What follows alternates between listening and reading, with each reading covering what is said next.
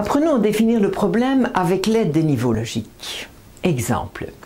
Si vous avez l'impression, par exemple, d'être délaissé par votre conjoint, quel est le niveau logique correspondant à ce sentiment? C'est juste un exemple.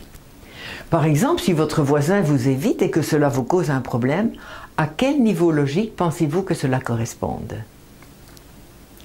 Si vous n'arrivez pas à respecter la liste des tâches établie pour la journée, là aussi posez-vous la question. Qu'est-ce qui vous empêche de donner un coup de téléphone à cette vieille amie de longue date? À quel niveau logique est-ce que ça se rapporte? Comment se fait-il, lorsque vous arrivez en retard à un rendez-vous, vous préférez inventer n'importe quoi plutôt que de dire la vérité? Bonne question. Quand vous êtes devant une vitrine alléchante qui met en évidence un produit dont vous rêvez depuis des années, vous salivez en le regardant, mais vous ne l'achetez pas. C'est qu'il y a un problème. Comment se fait-il que vous soyez surchargé dans votre travail et que malgré tout vous ayez accepté de finaliser le dossier à la maison? Ah!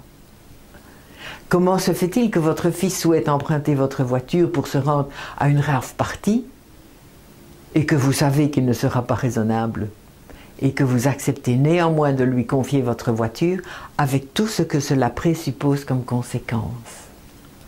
À quel niveau logique est-ce que vous attribuez cela? Nous allons continuer le travail par l'écoute, de manière à s'intérioriser davantage.